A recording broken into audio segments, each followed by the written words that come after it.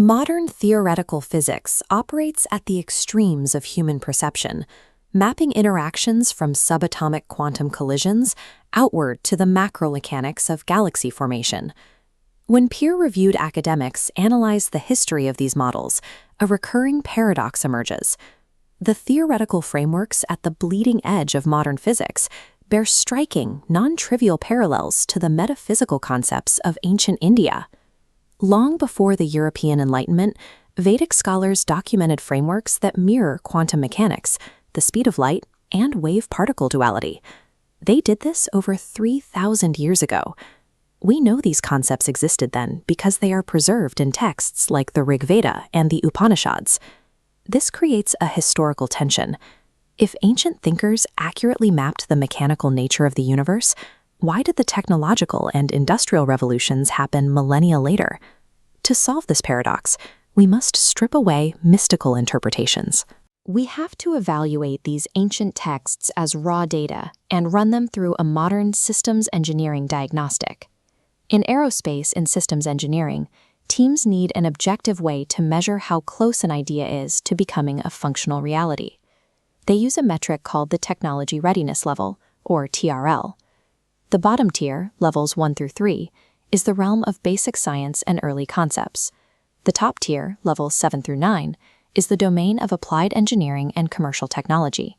Projecting ancient philosophy through the TRL scale transforms a subjective theological debate into a rigid, objective epistemological analysis. Under the TRL-1 criteria, an idea only requires that basic scientific principles are observed and reported. It requires no practical application. Consider the ancient Vedic concept of akasha. In early Sanskrit texts, akasha is often translated as ether or space. It is described as the foundational substratum that supports all existence. Ancient scholars did not visualize akasha as an empty void. They described a dynamic, vibrating, unified field predating physical matter. This maps directly onto the modern quantum vacuum. In quantum field theory, a vacuum contains a bubbling field of energy fluctuations and quantum oscillations. Separated by thousands of years, both domains arrived at the same model, a movable, energetic ground state underlying all physical reality.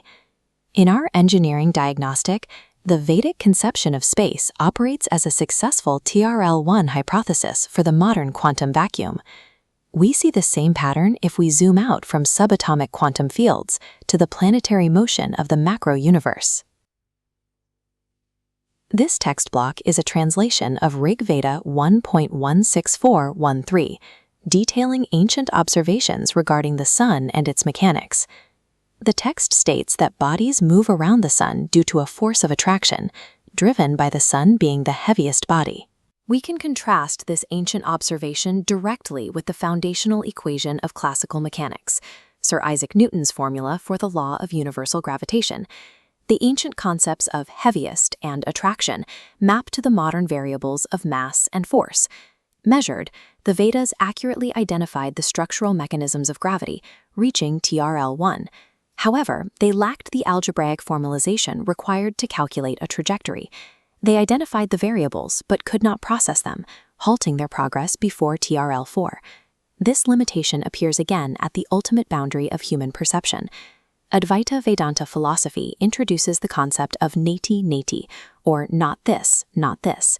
It argues that ultimate reality cannot be pinned down by absolute language or exact measurement.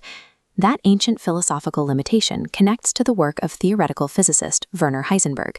In the 1920s, Werner developed his uncertainty principle. It provided mathematical proof that multiple quantum variables, like position and momentum, cannot be measured simultaneously with perfect precision. The act of observing a quantum state inherently blurs its definition. Interacting with the system alters it, mirroring the ancient assertion of neti-neti. Both frameworks acknowledge a structural limit on objective measurement. They both require an observer-dependent model of reality. This brings us to a critical diagnostic question. If the foundational concepts of quantum mechanics and orbital gravity are present in these texts, why is there a permanent TRL ceiling? The answer lies in Karl Popper's principle of scientific falsifiability. Popper established that for a concept to graduate from philosophy to applied science, it must be formulated in a way that can be empirically tested. It must be capable of being proven wrong. Vedic texts utilized intuitive observation to describe the what and why through metaphor. They entirely bypassed the mechanics of the how. Without mathematical formalization, an idea cannot be tested against data. This structural absence locks these ancient insights in the TRL 1 to 3 stage. We can formalize this diagnostic inclusion by returning to the technology readiness level framework. There is a specific boundary line separating level 3, preliminary design, from level 4, detailed design and lab testing. In systems engineering, this gap is the valley of death. It is the phase where concepts perish because they lack rigorous modeling and physical prototyping. This corrects a common professional misconception. The Vedic texts are not failed technology. They were never intended for deployment as hardware. They are successful works of natural philosophy that fulfill the criteria of TRL 1, basic science. Understanding this distinction has immediate utility. Today, materialistic applied science is stalled by abstract problems like dark matter and a grand unified theory. The scientific method struggles to test hypotheses when physicists lack a foundational paradigm or conceptual architecture. The TRL pyramid functions as a feedback loop. When unresolved applied problems bottleneck at the top, engineers return to basic concepts at the bottom. Vedic paradigms treat consciousness and matter as unified, interconnected systems.